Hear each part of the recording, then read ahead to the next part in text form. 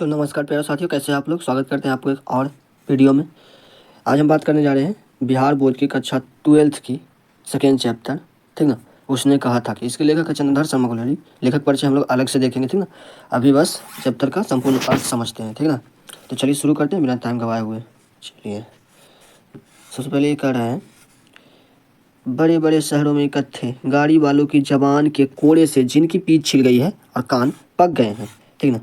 जिनकी पीठ छिल गई है और कान पक गए हैं, उनसे हमारी प्रार्थना है कि अमृतसर के बंकू कार्त वालों की बोली का मरहम लगावें। अच्छा,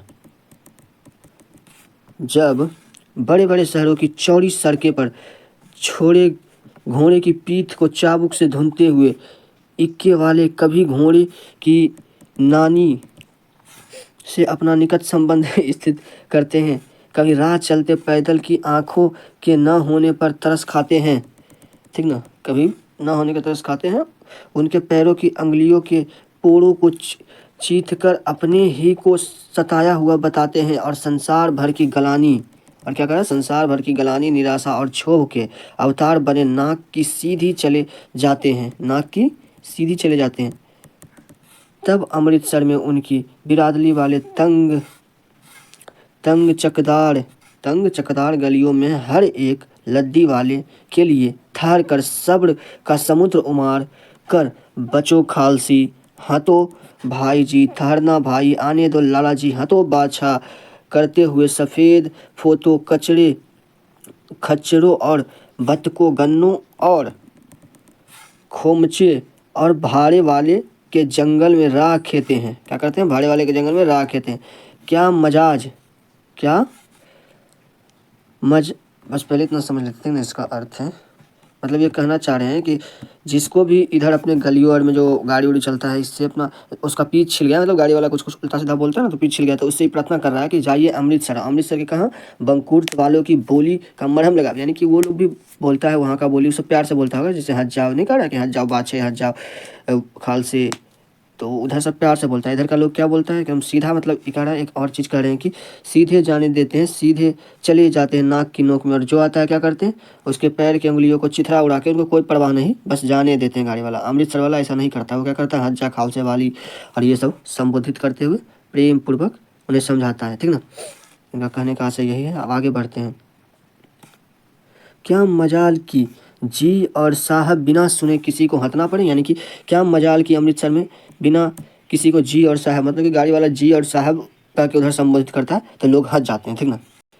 यह बात नहीं है कि उनकी जीभ नहीं चलती है, पर मीठी छुरी की तरह महीन मार करती है। मतलब ये कहना चाह रहे हैं कि ऐसा नहीं है कि अमृतसर वालों की बात, मतलब बोली वो उल्टा सीधा नहीं बोलते हैं, पर मीठी छुरी की तरह। कैसे देखते हैं, यदि कोई बुढ़िया बार बार चुनौती देने पर भी लीक से नहीं हटती, तो उनकी वचनावली के ये नमूने हैं। मतलब कि जब कोई बुढ़िया बार बार हॉर्न देने पर नहीं हटती, और बुढ़िया के साथ क्या होता है कि वो बूढ़ी हो जाती तो सुनाई उतना उतना नहीं देता, तब उनको क्या बोल के संबोधित करता है, ये सुनो। हट जा जीने जोगिए, मतलब तू अभी जीने योग्य है। हट जा कमरा वालिए, हट जा पुत्ता प्यारिए, पुत्र को तो प्यारी है। बच जा लंबी वालिए। और यहाँ पर क्या बता रहे हैं, सम्मिश्र में इसका अर्थ है कि तू जीने योग्य है, तू भाग्यशाली है, पुत्र को प्यारी है, लंबी उम्र है सामने है, लंबी उम्र अभी तेरी सामने है। तू क्या मेरे पहिए के नीचे आना चाहती है, तू क्यों मेरे पहिए के नीचे आना चाहती है। बच जा, मतलब देखो कितना प्यार से करे, बच जा जीने जोगी ये भाग वाली है, तू पुत्र को प्यारी है, क्यों मेरे चक्के के तले आके मतलब कि कुचलना चाहती है, बच जा अभी जी तू। वाह, तो अच्छा बोलते हैं लोग ना जी। अब आगे देखते हैं। ऐसे बंकू कार्त वालों के बीच में होकर एक लड़का और एक लड़की चौक की एक दुकान पर आ मिले। ये समझ रहे हैं। पहले हम थोड़ा सा कहानी को थोड़ा सा सारांश बता देते हैं, जिससे कि आप लोग पता चले कि इसमें हम पढ़ने क्या वाले हैं। देखिए इसमें हम पढ़ने जा रहे हैं, पता है क्या, जैसे कि इसमें दो पात्र हैं, ठीक ना। एक है लहना सिंह, दो पात्र नहीं, बहुत सारे पात्र हैं, मतलब मुख्य दो हैं जिस पर बनाया गया है, लहना सिंह, ठीक है, लहना सिंह और एक सूबेदारनी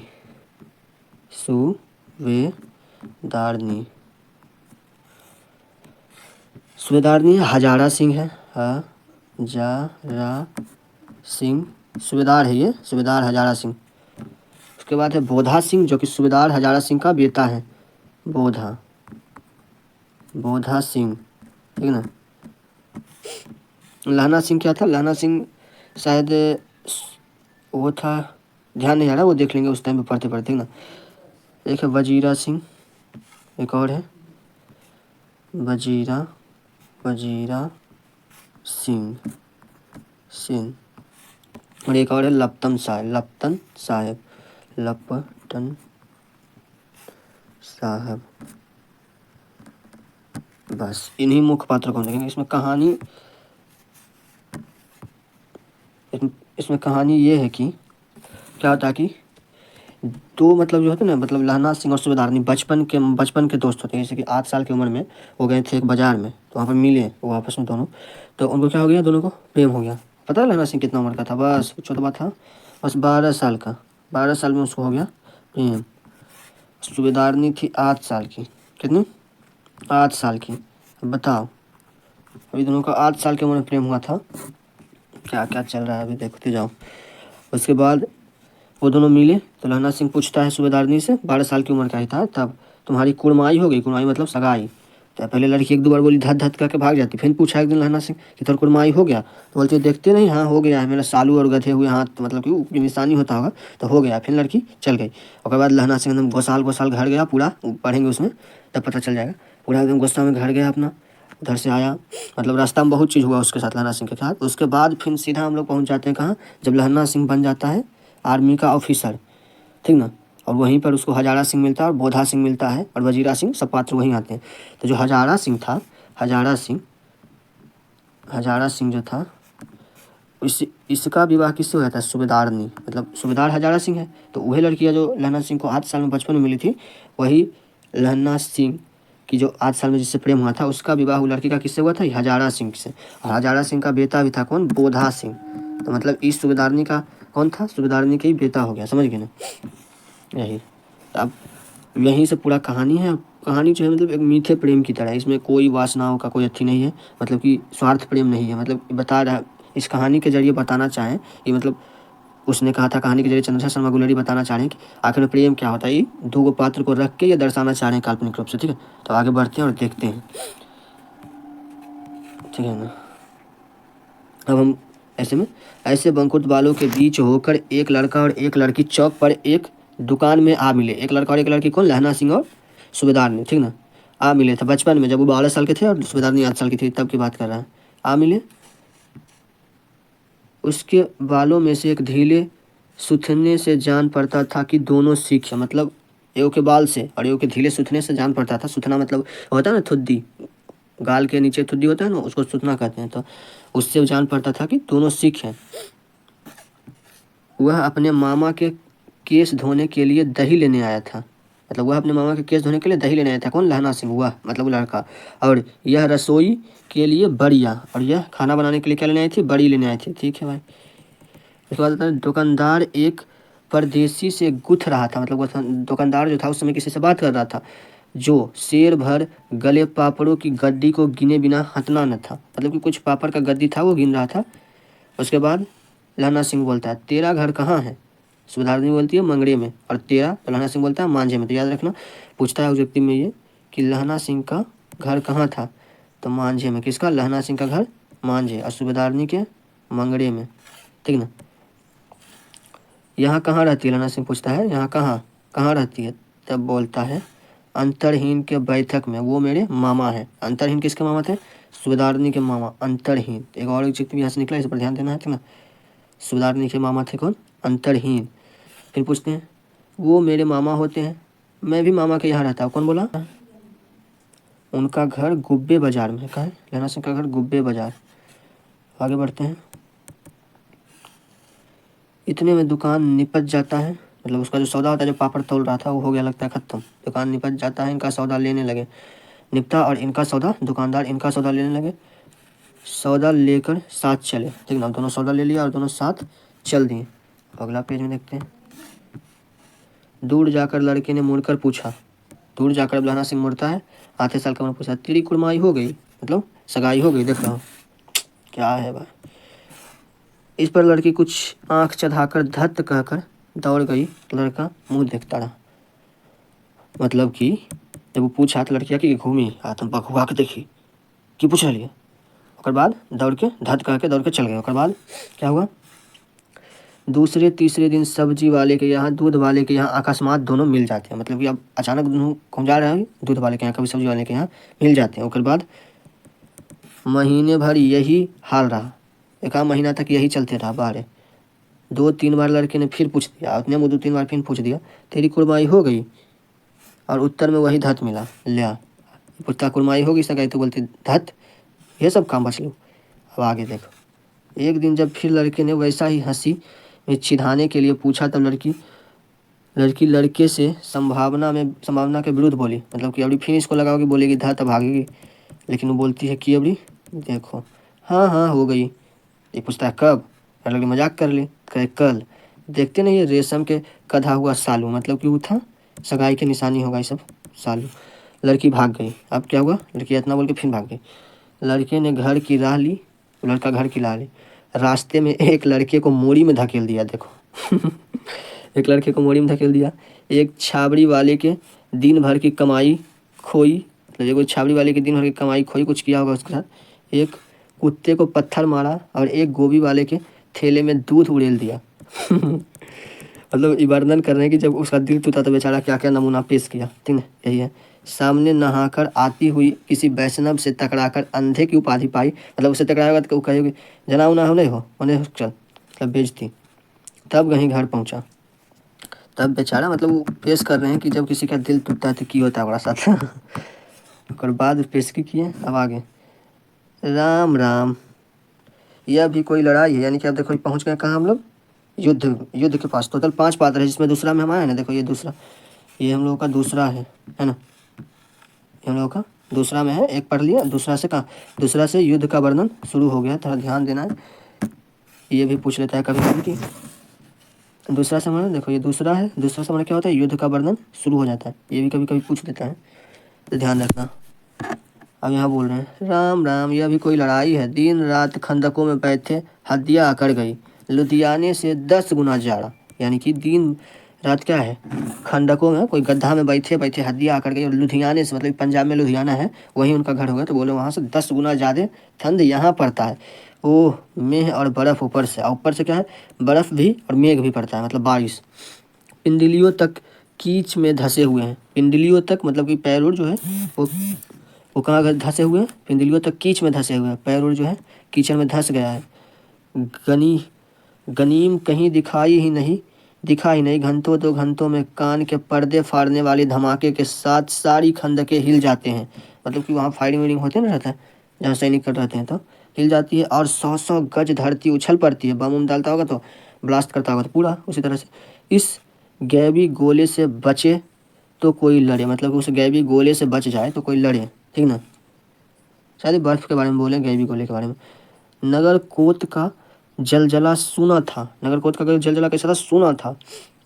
यहाँ दिन में 25 जलजले होते हैं। ठीक है, जो कहीं खंदक से बाहर सफा या कोहनी निकली तो चटका से गोली लगती है। मतलब कि खंदक से बाहर अगर कोहनी और कुछ निकल गया तो हाथ में सीधा आके गोलियाँ लगेगा, बचने का कोई उपाय ना मालूम। बेईमान मिट्टी में लेटे हुए हैं या घास की पत्तियों में छिपे रहते हैं। अभी कह रहा है कि नहीं पता कि जो दुश्मन सैनिक है वो घास में लेटे रहते हैं या पत्तियों में छिपे रहते हैं या मिट्टी में लेटे रहते हैं, बता रहा है। तो ये सब कौन बोल रहा था, तो लहना सिंह। ये सब बात कौन बोल रहा था, लहना सिंह। फिर और बोलता है लहना सिंह, और 3 दिन है। मतलब कितने दिन और है, और 3 दिन है।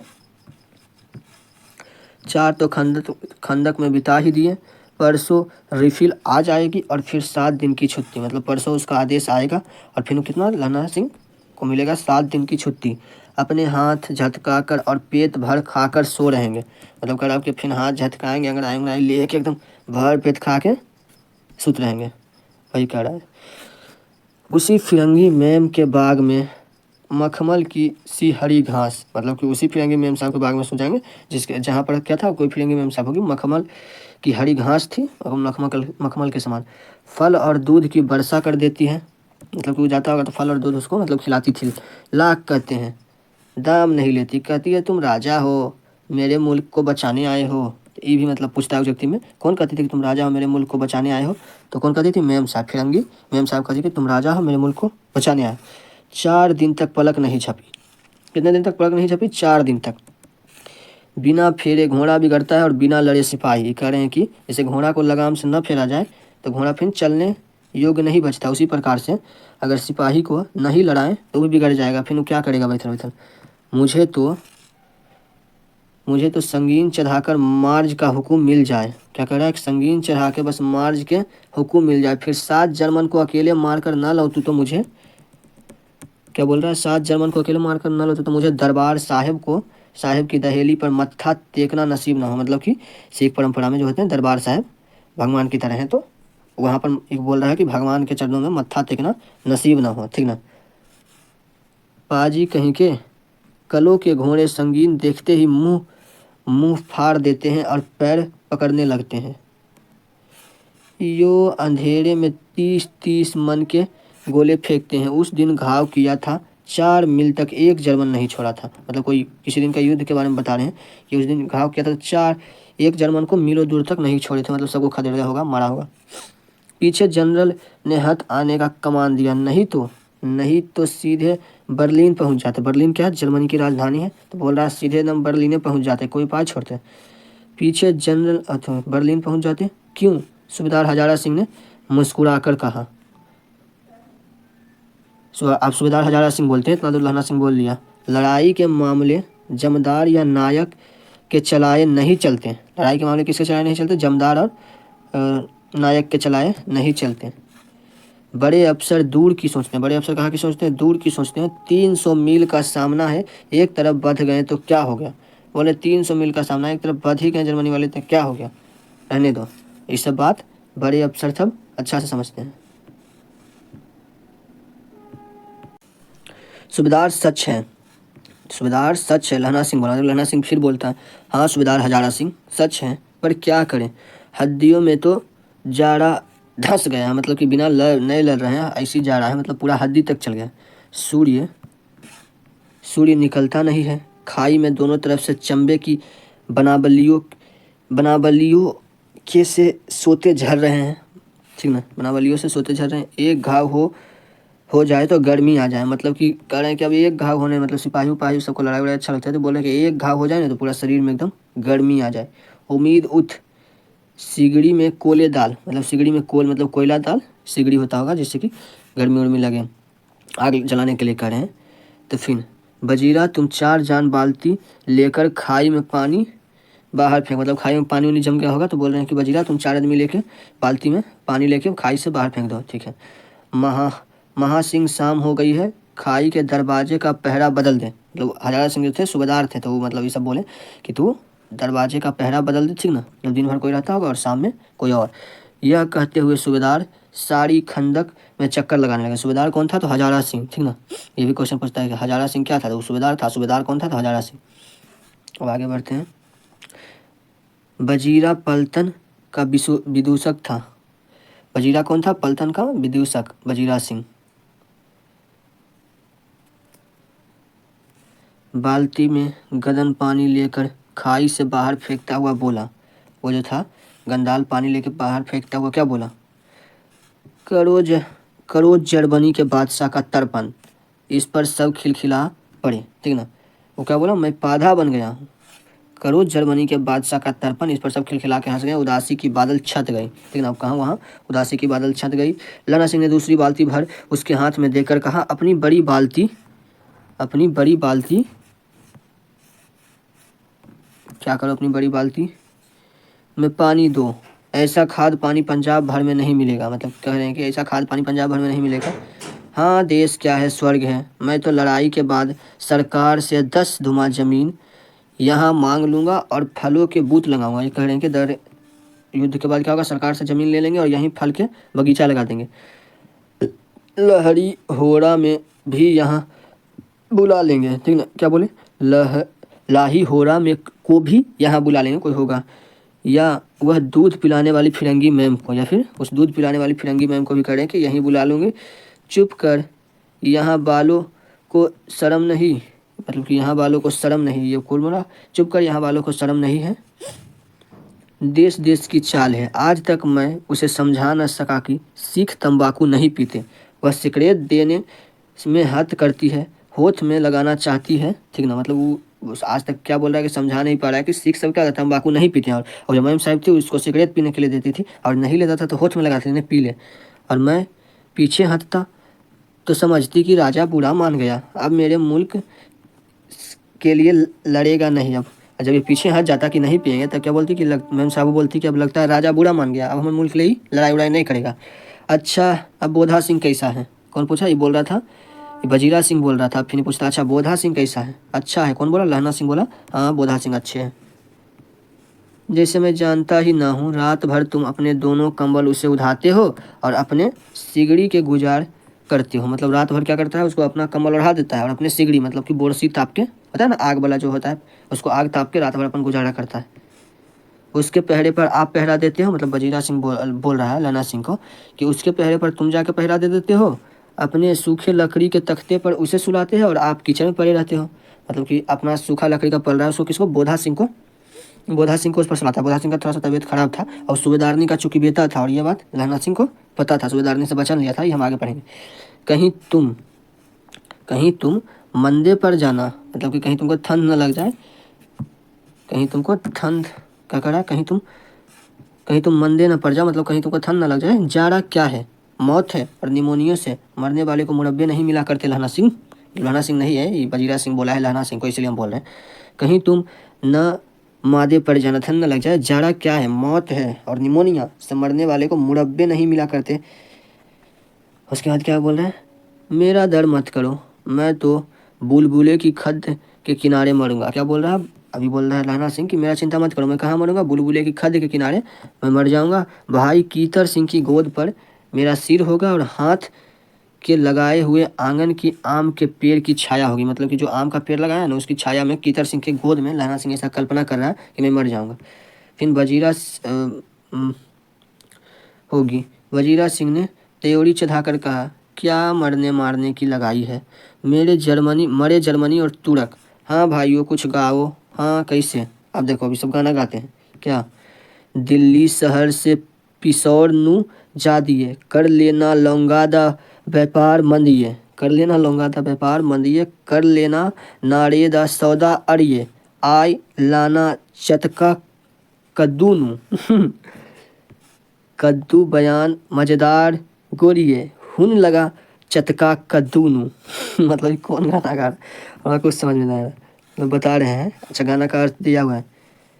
ए दिल्ली शहर के पेशावर को जाने वाली मंदी में लगाकर व्यापार कर लेना, मतलब जो पेशावर है दिल्ली जा रही है, मंदी में रुक कर व्यापार कर लेना। अड़ी की नारे भी कर लेना, मतलब कुछ और होगा खरीदने के लिए।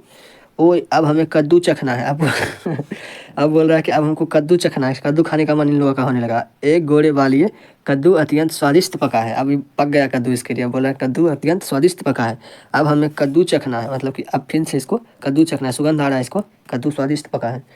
कौन जानता था कि दादियों वाले घर बारी सिख ऐसे लुच्चे का गीत गाएंगे पर सारी खंदक लुच्चे का गीत गाएंगे पर सारी खंदक गीत से झूम गूंज उठी और सिपाही फिर ताजे हो गए, मानो 4 दिन से सोते और मौज ही करते हैं। मतलब मानो 4 दिन से इतना फ्रेश हो गए कि मानो 4 दिन से ये लोग मौज ही कर रहे थे, ठीक ना।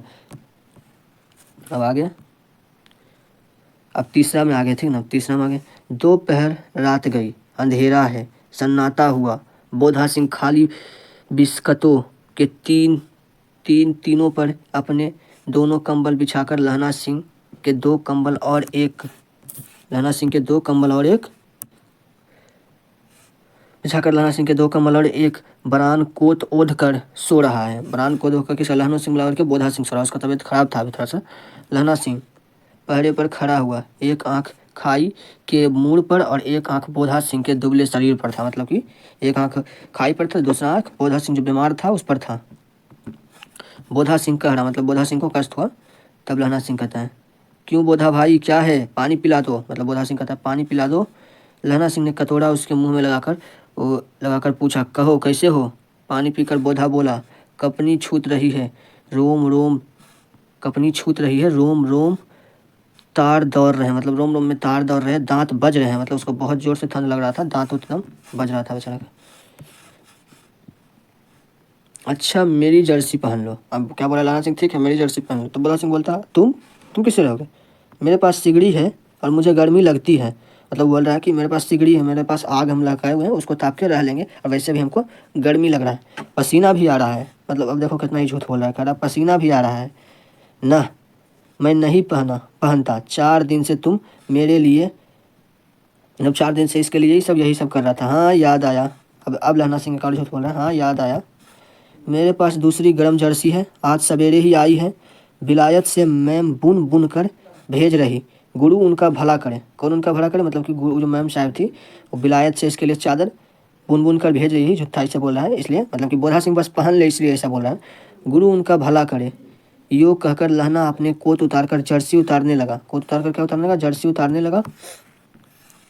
सच कहते हो और नहीं तो और नहीं झूठ, मतलब कि बोधा सिंह बोलता है सच कहते हो? तो लहना सिंह बोलता है हाँ, और नहीं तो तुमसे झूठ बोलेंगे हम।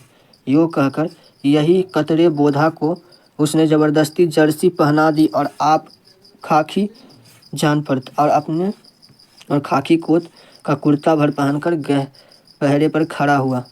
मेम की जर्सी का कथा केवल कथा थी, ठीक ना? बोले थे ना झूठ बोल रहा है। आधा घंटा बीता, इतने में खाई के मुंह से आवाज आई, सूबेदार हजारा सिंह। कौन? लपतन साहब। देखो लपतन साहब आ गया। ये छुट्टा था लपतन साहब। कौन था? ये दुश्मन था, ये भेष पकड़ के आ गया लपतन साहब के। हुकुम हुजूर, हजारा सिंह कहता हुकुम हुजूर, कहकर सूबेदार तनकर फौजी सलाम करके, मतलब सूबेदार गया लपतन साहब का तनकर फौजी का सलाम किया। देख, मतलब कौन बोलता है? लपतन सिंह बोलता है देखो, इसी दाम धावा करना होगा, मतलब इसी समय अब धावा करना होगा। मील भर की दूरी पर पूरब के कोने में एक जर्मन खाई एक जर्मन खाई है, उसमें 50 से ज़्यादा जर्मन नहीं है। मतलब बोल रहा है कि मील भर की दूरी पर एक जर्मन खाई, उसमें 50 से ज़्यादा जर्मन नहीं होंगे। इन पेड़ों के नीचे नीचे 2 खेत काट कर रास्ता है, 3-4 घुमाव, मतलब रास्ता बता रहे हैं, 3-4 घुमाव पेड़ों के नीचे नीचे काट कर रास्ता है। जहाँ मोड़ है वहाँ 15 जवान खड़े कर आया हूँ। जहाँ मोड़ है वहाँ पर 15 जवानी पहले से लपतन सिंह जो था वो खड़ा कर आया है। तुम यहाँ 10 आदमी छोड़कर सबको साथ ले उन उससे उनसे जा मिलो। मतलब कि 15 जो आदमी छोड़े हैं, यहाँ पर 10 लोग को छोड़ दो, बाकी सब वहाँ जाओ उनसे मिलो। खंदक छीन कर वहीं जब तक दूसरा हुक्म न मिले डटे रहो। खंदक छोड़कर मतलब यहाँ छोड़ो और वहाँ जाओ, जब तक दूसरा हुक्म न मिले वहाँ डटे रहो, लड़ो। हम यहाँ रहेंगे जो हुक्म। हयार सिंह बोलता है, लपतन सिंह बोलता है कि हम यहीं रहेंगे, तुम जाओ जो हुक्म। ये लपतन सिंह क्या था? ये था नकली दुश्मन था। चुपचाप सब तैयार हो गए। बोधा की कम्बल उतारकर चलने लगा। बोधा भी कम्बल उतारकर चलने लगा। वो बीमार था, लेकिन सब होता है तो फौजी ने भाई, तो बोलो वो तो कम्बल उतार दिया है, मुझे बुला रहे। तब लहना सिंह ने उसे रोका। लहना सिंह आगे हुआ तो बोधा के बाप मतलब सूबेदार हजारा सिंह ने उंगली बोधा की ओर की। बोधा की ओर उंगली करके इशारा किया कि तुम यहीं रहो। तो बोधा की ओर उंगली करके क्या किया? इशारा किया, और इशारा किया। लहना सिंह समझकर चुप हो गया। लहना सिंह समझ गया कि हाँ बोधा सिंह का तो यहाँ ख्याल भी रखना होगा। पीछे 10 आदमी कौन रहे, इस पर बड़ी हुजती हुई। मतलब कोई रहना नहीं चाहता था, सब लड़ना चाहता, सब फौजी हैं। भाई तो बोल रहा था हम भी जाएंगे, तो मतलब कोई रुकना नहीं चाह रहा था। समझ बूझ कर सूबेदार ने मार्च किया। लपतन साहब लहना की सिगड़ी के पास मुंह फेर कर खड़े हो गए। लपतन साहब सब मतलब मार्च किया, वो चल दिए वो लोग 10 आदमी के छोड़ कर। सिगड़ी के पास लपतन साहब घूम कर सिगरेट और जेब से सिगरेट निकाला, सुलगाए। 10 मिनट बाद उन्होंने लहना की ओर हाथ बढ़ाया, कहा लो तुम भी पियो। अब बताओ ये लपतन सिंह है जी। देखो लहना सिंह इसको पकड़ लेता है। आंख मारते हुए लहना सिंह सब समझ गया अभी। मुंह का घाव छिपा कर बोला, लाओ साहब हाथ आगे करते हो। उसने उसने कहा हाथ आगे करते ही उसने सिगड़ी के उजाले में साहब का मुंह देखा। मतलब अंधेरे में कोई उसका मुंह नहीं देख पा रहा था, लेकिन उजाले में जैसे हुआ इसका मुंह देख लिया। बाल देखे तब उसका मत्था ठनका। अब लहना सिंह का माथा ठनक गया। लपतन साहब के पत्तियों वाले बाल एक ही दिन में कहाँ उड़ गए? मतलब कि उसका जो पत्ती वाला ढेर सारा बाल था एक दिन में सब कहाँ उड़ गया?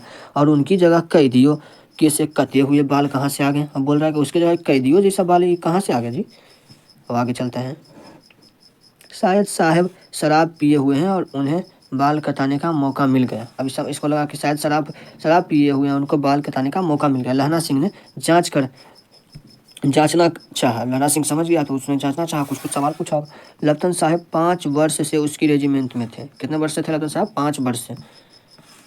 5 वर्ष से लपतन साहब इसी रेजिमेंट में थे। अब लहना सिंह बोलता है, क्यों साहब हम लोग हिंदुस्तान कब जाएंगे? लड़ाई खत्म होने पर। क्यों? क्या यह देश पसंद नहीं? अभी पूछता है लहना सिंह, क्या साहब हिंदुस्तान कब जाएंगे? तो बोलता है हाँ लड़ाई खत्म होने दो तब जाएंगे। क्यों, तुमको यह देश पसंद नहीं? नहीं साहब, शिकार शिकार के वो मज़े अब कहाँ, मतलब ये बोल रहा है कि शिकार के वो मज़े अब कहाँ शिकार करने का। याद है पर साल, मतलब पिछले साल, नकली लड़ाई के पीछे हम आप जगाधर जिले में, यही जगधार जिले में कहाँ शिकार करने गए थे। कहाँ कहाँ गए थे?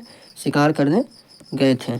कौन? लहना सिंह और लपतन साहब। ये इसी झूठ बोल रहा है लहना सिंह उसको जांचने के लिए। तब बोलता है लपतन साहब, हाँ हाँ वहीं, आप खेतों पर सवार थे और आप खोते पर सवार थे और आपका खान सामा अब्दुल्ला रास्ते के एक मंदिर में जल चढ़ाने के लिए रह गया था। और इसका क्या बोल रहा है कि आपका एक खान सामा अब्दुल्ला, अब्दुल्ला मतलब कि वो अलग धर्म से होते हैं ना, मतलब वो लोग क्या होते हैं मुसलमान, तो वो लोग क्या होते हैं कि मतलब होता है जैसे हिंदू होता है, मुसलमान होता है, सिख ईसाई, अलग अलग धर्म है बहुत सारा, तो सबका अलग अलग मान्यता है। तो इसने क्या बोला, देखो लहना सिंह का समझदारी, अब्दुल्ला रास्ते में एक मंदिर में जल चढ़ाने के लिए रुका। अब भाई बताओ, तुम ही समझो, आगे इसका वर्णन है फिर वहाँ करेंगे। अब्दुल्ला रास्ते में एक मंदिर में जल चढ़ाने के लिए रह गया, बेशक पाजी कहीं का, सामने से वह नीलगाय, मतलब नीलगाय को आप लोग देखे होंगे, रहता है नीलगाय, निकली कि ऐसी बड़ी मैंने कभी नहीं देखी थी, ऐसी बड़ी मैंने कभी नहीं देखी थी। और आपकी एक गोली कंधे में, अब क्या बोला कि आपकी एक गोली कंधे में लगी, वो नीलगाय के कंधे में लगी, पत्ते में निकली, पत्ते में वो निकली। ऐसे अवसर के साथ शिकार खेलने में मज़ा आया, मतलब कि बोल रहा था कि आपके साथ शिकार खेलने में मज़ा आया। क्यों साहब? शिमले से तैयार होकर उस नीलगाय के सिर आ गया ना, मतलब कि उस नीलगाय का सिर सिंह लाने के लिए शिमला, उसको क्या कहाँ भेज देते? शिमला हो गया ना। आपने कहा था कि रेजिमेंट की मैच में लगाएंगे, हाँ पर मैंने अभी विलायत भेज दिया। क्या बोल रहा है? देखो यो लपतन सिंह अब पकड़ा गया, बेचारा को समझ में नहीं आया था, उल्टा सीधा बोल दिया, हाँ मैंने विलायत भेज दिया। ऐसे बड़े बड़े सिंह 2-2 फुट के होंगे, बोल रहा है ऐसे बड़े बड़े सिंह है कि 2 फुट के होंगे, मतलब एक आगो बच्चा उतना कर दिया इसको। हाँ लहना सिंह 2 फुट 4 इंच के थे लहना सिंह के सुना दिया कर गया कि हाँ 2 फुट 4 इंच के थे। तुमने सिगरेट नहीं पिया? पीता हूँ साहब, दिया सलाई ले आता हूँ। करा पीता हूँ साहब, दिया सलाई ले आता हूँ। मौका बनाया, निकला वहाँ से। कहकर लहना सिंह खंदक में घुसा। अब उसे संदेह नहीं रहा था और उसने झटपट निरस कर लिया कि क्या करना चाहिए, और झटपट उस सोच भी लिया कि अब क्या करना चाहिए, मतलब सब फौज में ट्रेनिंग मिला रहता है।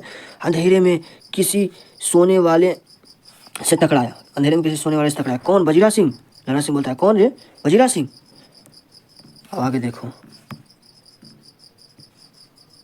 हाँ क्यों लहना, क्या कयामत आ गई? लहना सिंह बोलता है अरे कयामत आ गई, जरा जरा तो आंख लगने दी होती, मतलब ये बोल रहा है वजीरा सिंह, अरे क्या कयामत आ गई, जरा तो आंख लगने दी होती, अभी तो सोता हुआ था, तनिक सुन सोने दे।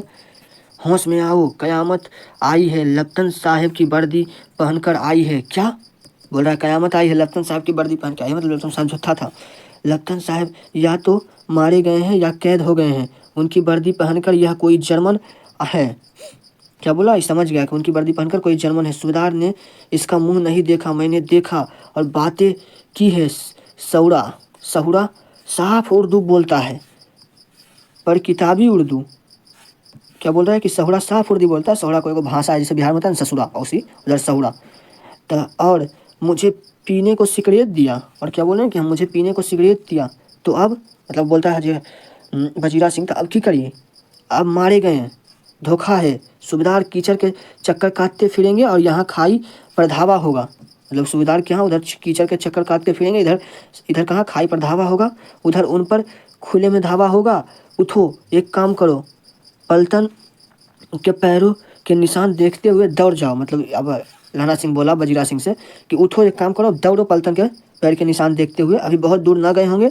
सूबेदार से कहो कि एकदम लौट आए, खंदक की बात झूठ है, चले जाओ खंदक में, चले जाओ, खंदक के पीछे निकल जाओ। खंदक के पीछे से कराया कि तुम निकलो वजीरा सिंह, जल्दी जाओ, रोको उन लोगों को, पत्ता तक न खड़के, मतलब कि आवाज़ मत आने देना, देर मत करो। हुक्म तो यह है कि यहीं ऐसी की तैसी हुक्म की, मतलब कि वो बोल रहा था कि हुक्म तो हमको दे के दे गए हैं सूबेदार के, यहीं रहे। तो फिर बोलता है लहना सिंह, ऐसी की तैसी हुक्म की, मेरा हुक्म जमदार लहना सिंह, मतलब कि वजीरा सिंह अथी हजारा सिंह के बाद जो था लहना सिंह था जमदार। तो बोल रहा है मेरा हुक्म है जमदार लहना सिंह, जो इस वक्त का सबसे बड़ा अफसर है, मतलब जो कि यहाँ उपस्थित सबसे बड़ा उसका हुक्म है। मैं लप्तन साहब को खबर कर, मैं लप्तन साहब की खबर लेता हूँ, तुम उधर जाओ।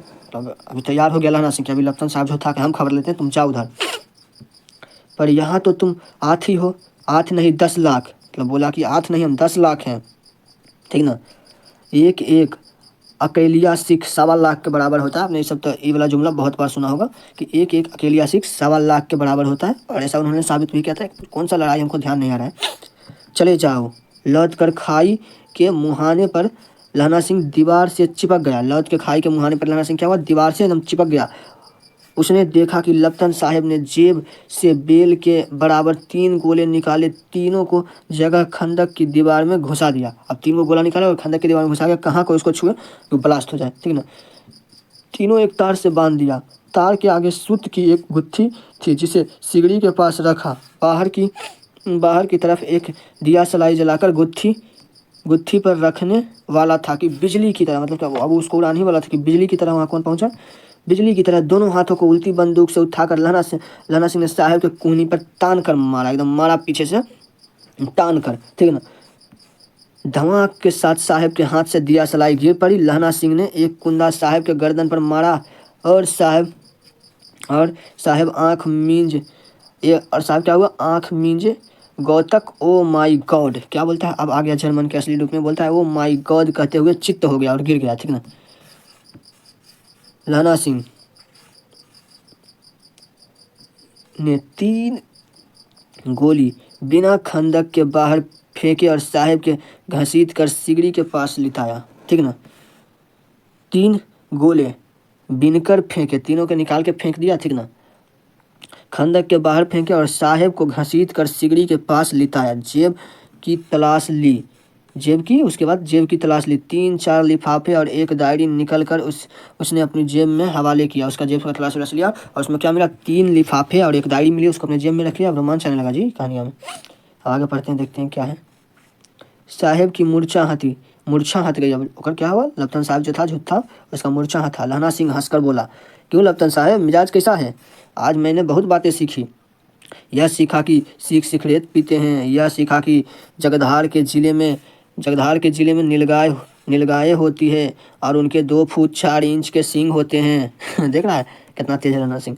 यह सीखा कि मुसलमान खानसामा मूर्तियों पर जल चढ़ाते हैं और लपतन साहब खोते पर चढ़ते हैं। खोते मतलब समझ, छत का खोतवाते बोल रहा, चढ़ते हैं। पर यह तो कहो ऐसी साफ उर्दू कहाँ सीखा है। तो पूछ रहा है कि यह तो बता, इतना साफ उर्दू बोले कहाँ सीखा है। हमारे लपतन साहब तो बिना दैम के 5 लफ्ज के भी नहीं बोल सकते। बहुत सारे लोग लग रहा है कि सिख तो पंजाबी बोलते हैं तो उर्दू कैसे बोल रहा है। तो पहले देखो, पंजाब का बहुत सारा इलाका जो भी पाकिस्तान में है वो भी मतलब भारत का हिस्सा हुआ करता था। तो वहाँ पर जो पंजाबी लोग होते थे वो हिंदी भी बोलते थे, मतलब उर्दू भी बोलते थे और हिंदी। उर्दू बहुत हद तक हिंदी जैसा बोला जाता है, जैसे हिंदी है ना वैसे उर्दू बोला जाता है, बस थोड़ा सा लिखा जाता है अलग, लेकिन उसका बोली में ज़्यादा अंतर नहीं है। तो उसी प्रकार से पहले एक ही था, तो पंजाब पहले बहुत बड़ा था, तो आधा से ज़्यादा पाकिस्तान में चला गया, तो उधर जो पंजाबी है वो सब पाकिस्तान में चले गए, तो वहीं का पंजाबी होगा शायद लहना सिंह। तो वो सब उर्दू भी बोलता था। अभी भी कुछ पंजाबी वहाँ पर है, शायद अब नहीं रहे या फिर होंगे भी जो उर्दू बोलते हैं, बहुत कम होंगे, अगर होंगे भी तो 1-2। अब आगे बढ़ते हैं। लहना के पतलून की जेब की तलाशी नहीं ली थी। मतलब लहना जो था पतलून की, जब वो अंदर में भी पहने हुए था, मतलब पैंट के अंदर, तो उसकी तलाशी लहना सिंह नहीं लिया था। साहब ने मानो जोड़े से बचने के लिए दोनों हाथ जेब में डाले हों, मतलब कि जाड़े से बचने के लिए साहब दोनों हाथ जेब में डाले थे। लहना सिंह को ऐसा लगा।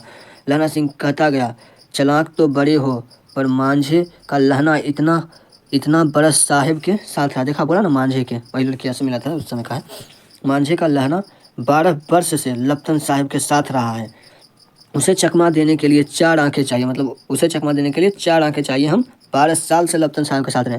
3 महीने हुए, एक तुर्की मौलवी मेरे गांव में आया, औरतों और बच्चे होने की ताबीज़ बांटता था। मतलब कि तुर्की मौलवी एगो था, वो आया, वो औरतों और बच्चे होने के क्या बांट रहा था, ताबीज़ बांट रहा था, और बच्चे को दवाइयाँ देता था। चौधरी के बड़ के नीचे मंझा बिछाकर हुक्का पीता रहता था और कहता था, जर्मन वाले बड़े पंडित हैं, वेद पद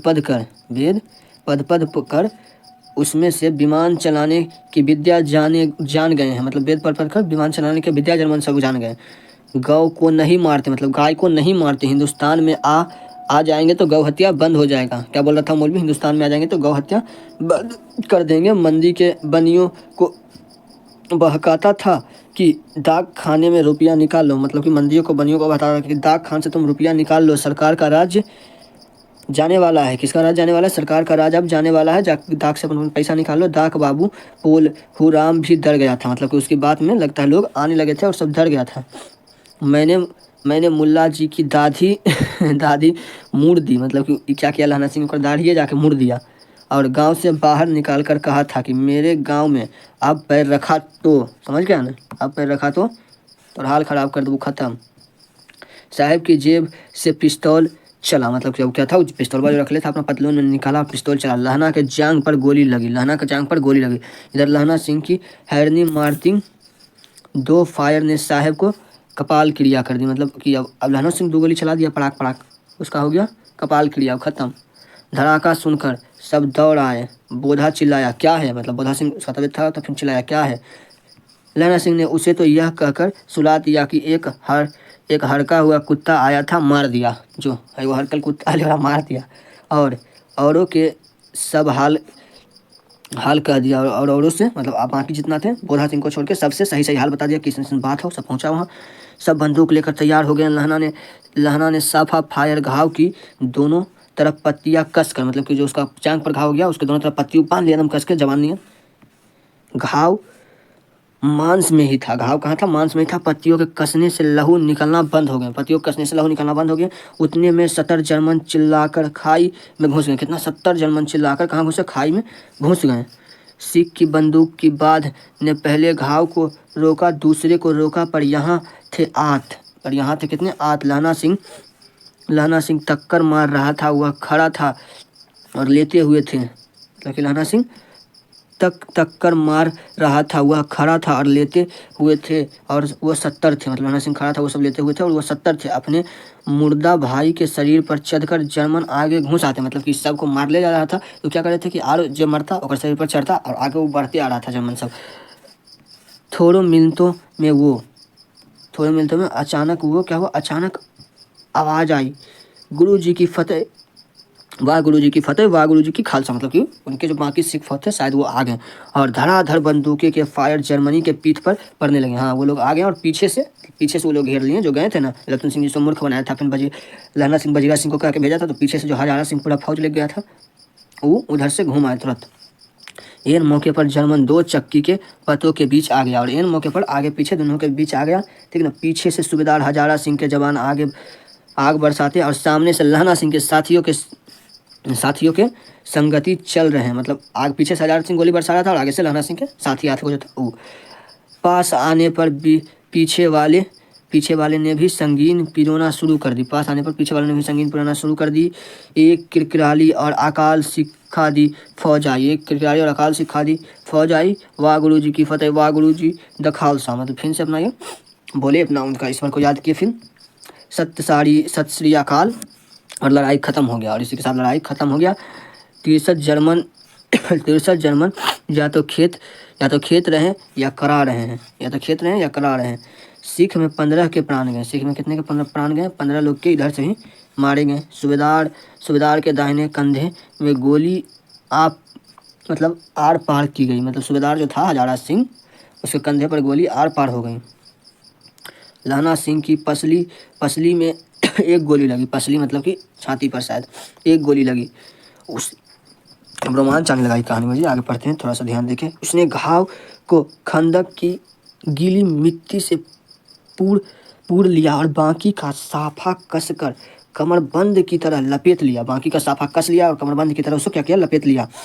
किसी को खबर ना हुई कि लहना के दूसरे घाव भारी घाव लगा है, मतलब कि जांग पर जो लगा वो तो हल्का था, लेकिन पसली पर जो लगा वो भारी घाव है, ठीक ना, और किसी ने इस पर ध्यान नहीं दिया। अब आगे देखते हैं क्या हुआ इसके बाद। तो फिर लड़ाई के समय चांद निकल आया, ऐसा चांद जिसके प्रकाश में संस्कृत कवियों का दिया हुआ छाई नाम समर्थक होता है, और हवा ऐसी चल रही थी कि जैसे कि बाण भट्ट की भाषा। दंत भी गंधोपनिषाचार्य कहलाती है, गंधोपनिषाचार्य कहलाती है, क्या भाषा में? गंधोपनिषाचार्य कहलाती है। हवा चल रही थी बाण भट्ट की भाषा में, से क्या कहते हैं? दंत विनोदेशाचार्य, दंत विनोदेशाचार्य किसकी भाषा में? बाणभट्ट की भाषा में। वो इसी हवा को कहते हैं, जो शीतल हवा चल रही थी रात में उसको, ठीक ना। अब आगे बढ़ते हैं। वजीरा सिंह कह रहा था कि कैसे मन भर फ्रांस की भूमि मेरे बूतों से चिपक रही थी जब मैं दौड़ा दौड़ा सूबेदार के पीछे गया था, ठीक ना। सूबेदार लहना सिंह से सारा हाल सुना और कागजात पाकर उनकी तुरंत बुद्धि को सहार रहे थे और कह रहे थे कि तू ना होता तो आज सब मारे जाते हैं। तो हजारा सिंह उसके लहना सिंह की बुद्धि को सराह रहे थे और कह रहे थे तू ना होता लहना सिंह तो आज सब मारे जाते हैं। इस लड़ाई की आवाज़ 3 मील दाहिने और खाई वालों को सुन ली थी। इस मील की पूरा जो अगल बगल के जो खाई वाले लोग बसते थे उस सबने सुन लिया था। उन्होंने पीछे से टेलीफोन कर दिया था। वहाँ से झटपट 2 डॉक्टर और 2 बीमार धोने की गाड़ियाँ चला, मतलब कि अब पीछे के जो लोग थे उन्होंने फ़ोन कर दिया था, ये सब सुना था। तो डॉक्टर भी आया, गाड़ी भी चला, जो बीमार मतलब गोली चोटिला था उस सबको ले जाने के लिए एम्बुलेंस भी आ गया। जो कोई 1.5 घंटे के अंदर आ पहुंची। फील्ड अस्पताल नज़दीक था, सुबह होते होते वहां पहुंच जाएगा। इसीलिए मामूली पट्टी बांधकर एक गाड़ी में घायल लिटाए, मतलब कि एक गाड़ी में घायल लिटाए गए और दूसरी में लाश रखी गई। 2 गाड़ी था, तो एक में घायल लिटाए गए और दूसरी में लाश रखी गई। जो घायल था उसको एक गाड़ी में बैठा लिया इलाज के लिए, दूसरी में जो 15 लोग मरे थे उनको रखा। सूबेदार लहना सिंह की जांघ में पट्टी बंधवानी चाहिए, पर उसने यह कहकर टाल दिया कि थोड़ा ही घाव है, सवेरे देखा जाएगा। बोधा सिंह ज्वर से बर्रा रहा था। वह गाड़ी में लिपट गया। लहना को छोड़कर सूबेदार जा नहीं रहे थे। यह देख लहना ने कहा, तुम्हें बोधा की कसम है और सूबेदारनी की सौगंध है जो इस गाड़ी में न चले जाओ। मतलब कि हजारा सिंह जो था उसको लहना सिंह से काफ़ी लगाव था, उसको छोड़ के अकेला जा नहीं रहा था। तो फिर लहना सिंह उसको कसम दे दिया, बोधा और सूबेदारनी की, जो तुम नहीं गए। और तुम सूबेदार, मतलब कि सूबेदार हजारा सिंह पूछता, और तुम लहना सिंह मेरे लिए वहाँ पहुंचकर गाड़ी भेज देना। मेरे लिए क्या करना, वहाँ पहुंचकर गाड़ी भेज देना। और जर्मन मुर्दों के लिए भी तो गाड़ियाँ आती होगी, मेरा हाल बुरा नहीं है। मतलब जर्मन मुर्दों के लिए भी गाड़ी आती होगी, मेरा हाल बुरा नहीं है, तुम जाओ। क्योंकि हजारा सिंह को भी गोली आर पार हो गई थी, लगा था। तो देखते नहीं मैं खड़ा हूँ, वजीरा सिंह मेरे पास है। मतलब वजीरा सिंह जो था वो उसके पास ही था। अच्छा पर फिर कुछ बोलने वाला था। बोधा गाड़ी पर लेट गया। भला आप भी चढ़ जाओ, सुनिए तो सूबेदारनी को चिट्ठी लिखो तो मेरा मत्था टेकना। मतलब अब बोलता है लहना सिंह हजारा सिंह को, अपनी पत्नी को अगर चिट्ठी लिखो, जो कि बचपन में उनकी दोस्त थी, मतलब बचपन में जिससे मिला था उसके बारे में, कि मैं उसको चिट्ठी लिखना तो मेरा मत्था टेकना, और जब घर जाओ तो कह देना मुझसे जो उन्होंने कहा था वह मैंने कर दिया। देखा, कहानी का टाइटल शायद यहीं से लिया गया, उसने कहा था, ठीक ना। यहाँ पर है उन्होंने, बस है जो उन्होंने कहा था वह मैंने कर दिया, ठीक है। यहीं से टाइटल निकल के आया कहानी का। गाड़ी चल पड़ी थी। सूबेदार ने चलते चलते लहना का हाथ पकड़कर कहा, तूने मेरे और बोधा के प्राण बचाए। लिखना कैसा, साथ ही घर चलेंगे। मतलब बोला हजारा सिंह की, लिखना कैसा, तू भी साथ चलना लहना सिंह घर। अपनी सूबेदारनी को तू ही कह देना। मतलब बोल रहे थे कि जो सूबेदारनी थी उसको तू ही कह देना लहना सिंह खुद से। उसने क्या कहा था, देखिए हमको एक चीज़ और याद आ गई। उसने कहा था, जो है ना, इस पर फिल्म भी बना हुआ एकदम सेम इसी कहानी पे, जो चंद्रा शर्मा गुलेरी द्वारा लिखा गया, उस पर उसने कहा था। बस यूट्यूब पर अब उसने कहा था मूवी लिखिएगा, वो आ जाएगा, देख लीजिएगा पूरा। अब आप गाड़ी पर चढ़ जाओ, मैंने जो कहा है वह लिख देना और कह भी देना। आप गाड़ी पर चढ़ जाओ, मैंने जो कहा है वो लिख देना और कह भी देना। लहना सिंह ऐसे बोलते हुए हजारा सिंह को गाड़ी पर चढ़ाने लगा। गाड़ी के जाते ही लहना लेट गया। मतलब गाड़ी जैसे ही गया उधर से लहना सिंह को मतलब कि पूरा कष्ट होने लगा। उसको 2 गोली लगा था, एक पसली पर भी, एक जांग पर भी। तो वजीरा पानी पिला दे। अब लहना सिंह बोलता है, वजीरा पानी पिला दे, मेरा कमरबंद खोल दे, तार हो रहा है, मतलब दर्द हो रहा है, मेरा कमरबंद अब खोल दे। 5वां देखिए यहाँ पर, मृत्यु के कुछ समय पहले स्मृति बहुत साफ हो जाती है। मतलब मृत्यु के कुछ समय पहले स्मृति बहुत साफ हो जाती है, बात सच है। जन्म भर की घटना एक एक करके सामने आती है। सारे दृश्य के रंग साफ होते हैं। शाम की धुंध बिल्कुल उन पर से हट जाती है। क्या होती है, शाम की धुंध बिल्कुल उन पर से हट जाती है, पूरा चीज़ साफ साफ उनको दिखने लगता है। लहना सिंह 12 वर्ष का है। अब देखिए इसको याद आने लगा सब चीज़। लहना सिंह क्या था, 12 वर्ष का था लहना सिंह, मतलब कि अब वो पूरा उसका हालत ख़राब हो गया लहना सिंह का, उसको सब चीज़ अब साफ साफ याद आने लगा था। बोल रहा था लहना सिंह 12 वर्ष का था, अमृत सिंह में मामा के यहाँ आया हुआ था। क्या बोल रहा है, अमृत सिंह में मामा के यहाँ आया वाला था। दही वाले के यहाँ, सब्जियों के यहाँ, हर कहीं उसे एक 8 वर्ष की लड़की मिल जाती। उसे यह याद आ रहा था अब लहना सिंह को, 8 वर्ष की लड़की मिल जाती। जब वह पूछता कुड़माई हो गई, तब धत कहकर भाग जाती। लड़की क्या करती, धत कह के भाग जाती। एक दिन उसने वैसे ही पूछा तो उसने कहा, कल हो गई, देखते नहीं है रेशम के फूलों वाला सालू। सुनते ही लहना सिंह को दुख हुआ। अब ये अपना सोच रहा है कि जैसे ही सुने हमको बहुत दुख हुआ, क्रोध भी आया, हम उम्मीद लगाए थे टूट गया। ठीक ना। वजीरा सिंह पानी पिला दे, फिर बोलता लहना सिंह, वजीरा सिंह पानी पिला दे। 25 वर्ष बीत गए। अब तो भाई इमोशनल कर दिया। 25 वर्ष बीत गए। अब लहना सिंह नंबर 77 राइफल में जमादार हो गया था। 25 वर्ष बीत गए लहना सिंह को, मतलब, लेकिन देखो 25 वर्ष के बाद भी इसका कितना प्यार था। अभी क्या तो नहीं पूछूंगा। 77 राइफल में जमादार हो गया। वो 77 राइफल में उसका नंबर था क्या, 77 हो गया था, और जमादार था कौन, लहना सिंह।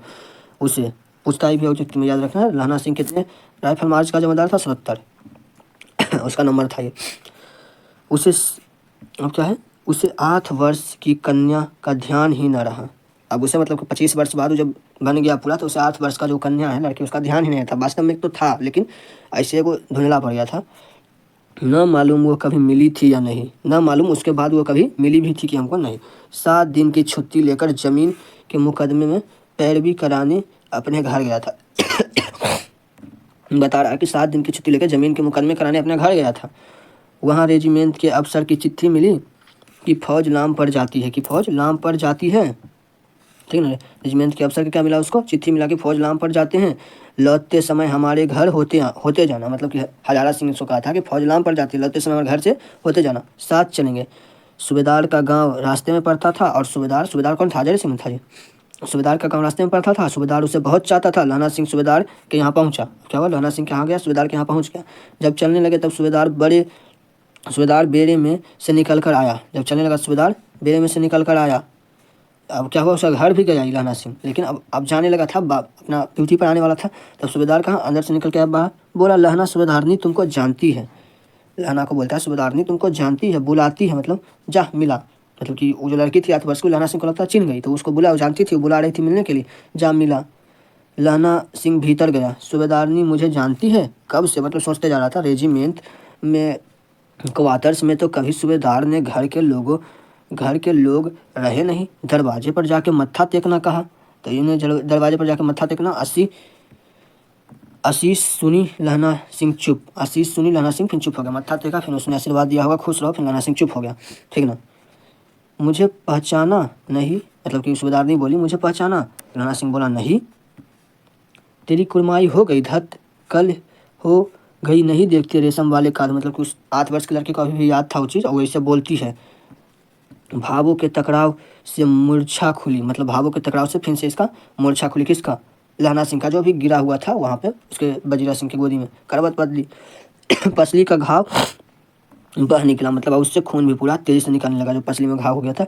वजीरा पानी पिला दे, फिर उसने कहा था, देखो, फिर उसने कहा था वजीरा पानी पिला दे। शायद टाइटल यहाँ से होगा, अरे उसने कहा था पूरा प्योर। स्वप्न चल रहा है, सूबेदारनी कह रही है, मैंने तेरे को आते ही पहचान लिया। सूबेदारनी कही कि लहना सिंह, मैंने तेरे को तो आते ही पहचान लिया कि तू वही है जिससे मैं वहाँ मिली थी चौक पर अमृतसर के। एक काम कहती हूँ, मेरा तो भाग फूट गए। सरकार के बहादुरी का खिताब दिया। सरकार ने बहादुरी का क्या दिया, खिताब दिया। सरकार बहादुरी का खिताब दिया। लाइलपुर में ज़मीन दी, मतलब बहादुरी का खिताब भी दिया। इसके पति जो हजारा सिंह थे उसको बहादुरी का खिताब दिया। लाइलपुर में ज़मीन भी दे दी। आज नमक हलाली का मौका आया है, ठीक ना। पर सरकार ने हम तमियों की धड़धड़िया पलटन क्यों न बना दी, जो मैं भी सूबेदार जी के साथ चल जाती, मतलब सूबेदार जी के साथ चल जाती, हमको भी सैनिक क्यों नहीं बना दिया। एक बेटा है, फौज के भीतर हुए उसे 1 ही वर्ष हुआ है, मतलब कि एगो बेटा है कौन, बोधा सिंह, फौज के भीतर हुए 1 ही वर्ष हुआ है, 1 ही वर्ष से वो फौज के भीतर था। उसके पीछे 4 और हुए हैं। पर एक भी नहीं जिया। उसके पीछे 4 और हुए हैं पर एक को बचा नहीं, शायद गर्भावस्था में मर गया होगा। तो सूबेदारनी रोने लगी, अब दोनों जाते हैं, अब दोनों जाते हैं, ठीक ना। सूबेदारनी रोने लगी, अब दोनों जाते हैं। मेरा भाग तुम्हें याद है कि एक दिन तांगे वाले घोड़े दलिये वाले के दुकान के पास बिगड़ गया था। तांगा वाला का क्या होता है, घोड़ा दलिया वाले की दुकान के पास बिगड़ गया था। तुमने उस दिन मेरे प्राण बचाए थे। उस दिन मतलब कि क्या होता ना कि तांगा वाला जा रहा था, तो ये लड़की जो था, तांगा वाला जो था, वो लड़की पर मतलब कि घोड़ा जो था चढ़ने वाला था, जैसे ही वो जाके लहना सिंह उसको बचा लिया था। तो उसी सूबेदारनी को याद आ रहा है कि मेरी जान बचाया था। आप घोड़े के लातों के चले गए थे और मुझे उठाकर दुकान के तख्ते पर खड़ा कर दिया था। मतलब वहाँ जाके इसे बचाया और दुकान के तख्ते पर खड़ा कर दिया था। वो 8 वर्ष की अवस्था में लड़की थी, 12 वर्ष का जब लड़का था, तब का सब बात है। तुमने उस दिन मेरे प्राण बचाए थे और घोड़े के तरीके चले गए थे दिया, ठीक ना। ऐसा यहाँ तक तो हो गया, तख्ते पर खड़ा कर दिया था। ऐसे ही इन दोनों को बचाना। क्या सूबेदारनी बोल रही है, ऐसे ही इन दोनों का प्राण बचाना, यह मेरी भिक्षा है। यह मैं तुमसे भिक्षा मांगती हूँ कि मेरे पुत्र एवं पति का भी प्राण इसी प्रकार से बचाना। ये किसको, लहना सिंह को सूबेदारनी बोली। तुम्हारे आगे मैं आंचल पसारती हूँ, ठीक ना। तुम्हारे आगे मैं आंचल पसारती हूँ। रोती रोती सूबेदारनी ओबड़ी से बाहर निकली। मतलब रोती रोती सूबेदारनी क्या हुआ, घर से बाहर निकली। लहना भी आंसू पोंछता हुआ बाहर आया। लहना को बेचारा मैं इमोशनल हो गया, वो भी आंसू पोंछता हुआ बाहर आया। वजीरा सिंह पानी पिला दे। फिर दर्द हुआ उसको, फिर उसने कहा वजीरा सिंह पानी पिला दे, उसने कहा था। लहना का सिर अपनी गोद में रखे वजीरा सिंह बैठा। जब मांगता है तब पानी पिला देता। आधे घंटे तक लहना चुप रहा, फिर बोला, कौन, कीतर सिंह। मतलब फिर अब आधे वर्ष तक लहना चुप है, दर्द उसका बढ़ गया होगा। फिर बोलता है, कौन, कीतर सिंह। वजीरा ने कुछ समझकर कहा, हाँ। मतलब याद करो, उस समय बोला था ना कि लहना सिंह कि हम जब भी मरेंगे तो वहीं कीतर सिंह के गोद में आम के बगीचे के नीचे, बोला था ना लहना सिंह। वही पूछ रहा है, कौन, कीतर सिंह। और उस समय वजीरा सिंह को बोला था, तो वजीरा सिंह को बतिया लगता है याद आ गया। तो वजीरा सिंह बोलता है, हाँ कीतर सिंह। भैया मुझे ऊंचा कर ले, मतलब कि थोड़ा सा और ऊपर कर ले। अपने पत्थे पर मेरा सिर रख ले, मतलब छाती से लगा के मेरा सिर रख ले। वजीरा ने वैसा ही किया, वजीरा ने भी वैसा ही किया। हाँ अब ठीक है, पानी पिला दे, मतलब पानी पिला दे भाई कीतर सिंह, अब तू हमको पानी पिला दे। ऐसा बोला कौन, लहना सिंह बोला कि भाई अब पानी पिला दे। बस अब हार या आम खूब फलेगा। चाचा भतीजा दोनों, ठीक है, हार और पानी, भतीजा चाचा भतीजा दोनों यहाँ बैठकर आम खाना। जितना बड़ा तेरा भतीजा है उतना ही यह आम। जिस महीने उसका जन्म हुआ था उसी महीने क्या हुआ था, ये आम का पेड़ मैंने इसे लगाया था, उसी महीने इसे लगाया था। कौन, लहना सिंह, उस आम को, पेड़ को। वजीरा सिंह के आंसू टपक रहे थे। वजीरा सिंह बेचारा ना पूरा रोने लगा। अब देखो क्या हुआ। कुछ दिन पीछे लोगों ने अखबार में पढ़ा। अब अखबार में क्या पढ़ा जी, फ्रांस और बेल्जियम 68वीं सूची मैदान में घावों में मारा नंबर 77 सिख राइफल जमदार लहना सिंह। मतलब ये मर गया नहीं जी। अच्छा बेचारा पूरा इमोशनल कर दिया भाई। मतलब लहना सिंह मर गया। लेकिन एक चीज़ इसमें क्या शिक्षा मिली कहानी से, कि ये जो था, वो जो सूबेदार ने इसको वचन दी थी, मतलब कि अपना जो कहानी उसी पर आधारित थी, अपने प्रेम को जो था निभाया निस्वार्थ भाव से, ठीक है। ये नहीं सोचा कि यू मिली नहीं मिली, अभी तो सब क्या क्या सोचता है उल्टा सीधा। लेकिन ये बेचारा एकदम निकला एकदम प्रेम पुजारी, ठीक ना। और निभाते निभाते अंतिम में अपना जान दे दिया बेचारा, ठीक ना। यही कहानी इसी पढ़ेगी अंतिम में, लेकिन बोधा सिंह और हजारा सिंह को बचा लिया और अपने मर गया। तो इसी के साथ आज का वीडियो ख़त्म होता है। और जो इससे पहले बातचीत जिसको पढ़ना, बातचीत हम पहले पढ़ा चुके हैं, उसका हम लिंक डिस्क्रिप्शन में दे देंगे या फिर प्लेलिस्ट बना देंगे, वहाँ पर जाके आप पहला चैप्टर देख सकते हो। बातचीत का कंप्लीट कर चुके हैं, ठीक ना। और चैनल को सब्सक्राइब कर लेना, ताकि कल जो है फिर आगे इसी प्रकार से हम सारा मतलब हिंदी का पूरा कंप्लीट कोर्स ही चला रहे थे। अभी आज सेकंड चैप्टर हुआ, कल थर्ड कर देंगे, परसों फोर्थ, इसी प्रकार से 10-12 दिन में पूरा हिंदी खत्म हो जाएगा, ठीक ना। तो सब्सक्राइब कर लो और प्लेलिस्ट में जाके आप देख लेना, ऐसे डिस्क्रिप्शन में मैं लिंक दे दूँगा, वहाँ से, ठीक ना, देख लेना। चलिए जय हिंद, ठीक ना, हो गया।